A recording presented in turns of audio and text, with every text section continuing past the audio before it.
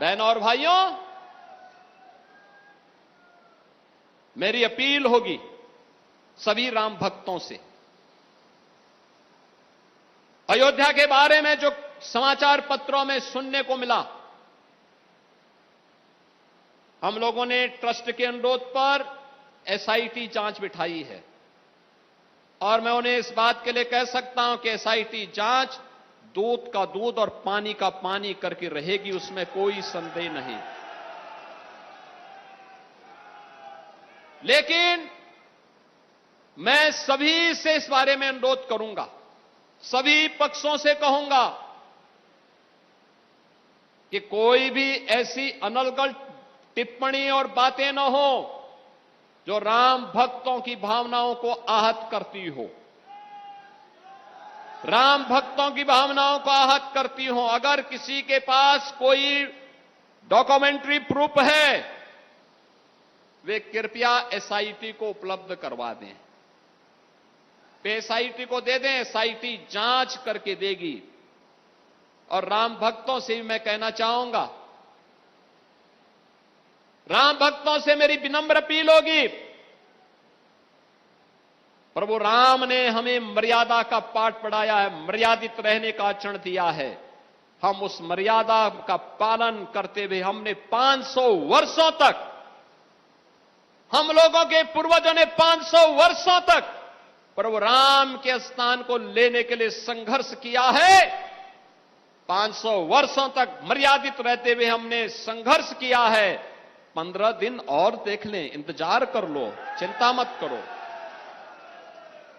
लेकिन हम अयोध्या को बदनाम करने वाले, राम जन्मभूमि मंदिर को अपमानित करने वाले लोगों के बहकावे में कतई ना आए।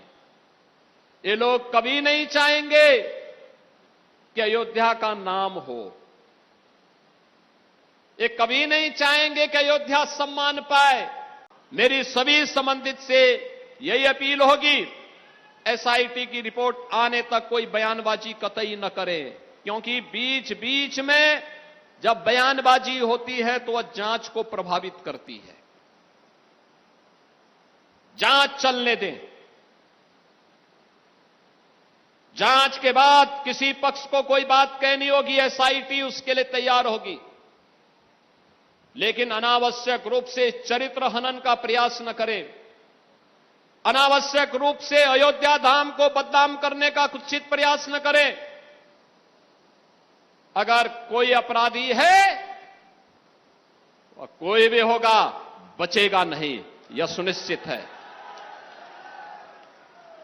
ये लोग क्या हमें बताएंगे, जो लोग राम भक्तों को अपमानित करते थे और जो प्रदेश के कुख्यात माफियाओं के कब्र पे जाकर के फातिया पढ़ते थे, ये लोग आज राम भक्ति का उपदेश हमें देने चले हैं। आज अयोध्या एक नई अयोध्या के रूप में दुनिया को आकर्षित कर रही है और यही तो विपक्ष को अच्छा नहीं लग रहा है। अयोध्या सोलर नगरी बन गई है, सोलर सिटी बन गई है। अयोध्या की 4 लेन इनको अच्छी नहीं लगती। महर्षि वाल्मीकि के नाम पर इंटरनेशनल एयरपोर्ट इनको अच्छा नहीं लगता। निषाद राज के नाम पर रेन बसेरा इनको अच्छा नहीं लगता। माता सबरी के नाम पर भोजनालय, गरीबों को मिलने वाले और तीर्थयात्रियों को मिलने वाले भोजनालय इनको अच्छे नहीं लगते। मां सरयू के आंचल में बनी हुई राम जी की पेड़ी इनको अच्छी नहीं लगती। अब इनको पंचकोसी और 14 कोसी परिक्रमा के साथ ही 84 कोसी परिक्रमा का भव्य स्वरूप इनको अच्छा नहीं लगता है, क्योंकि ये तो राम विरोधी थे। ये लोग कैसे भगवान राम की पावन अयोध्या के इस भव्य स्वरूप को कैसे बर्दाश्त कर पाएंगे? ये लोग नहीं करेंगे।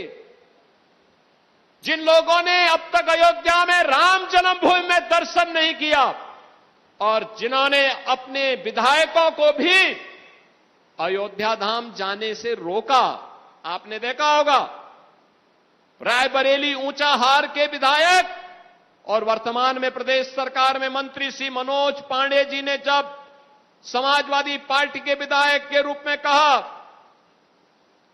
कि अयोध्या में सभी विधायकों को दर्शन करने के लिए जाना चाहिए, हमने प्रस्ताव स्वीकार किया। अखिलेश यादव ने तुरंत रोक लगा दी, कहा नहीं, अयोध्या में कोई दर्शन करने नहीं जाएगा, क्योंकि उनकी भक्ति राम पर नहीं थी, वे तो बाबर को मानने वाले लोग हैं, वो बाबर की पूजा करने वाले लोग हैं। कैसे? और उन्होंने मनोज पांडे को धिक्कार करके बाहर कर दिया। आज मनोज पांडे हमारी सरकार में मंत्री हैं, एक वरिष्ठ नेता के रूप में उन्होंने काम किया, लेकिन समाजवादी पार्टी ने उनका अपमान किया। प्रभु राम का स्मरण करने पर उनको वहां से दुत्कारने का काम किया था। आज वे प्रदेश सरकार में मंत्री के रूप में अपनी सेवाएं दे रहे हैं। बहनों और भाइयों,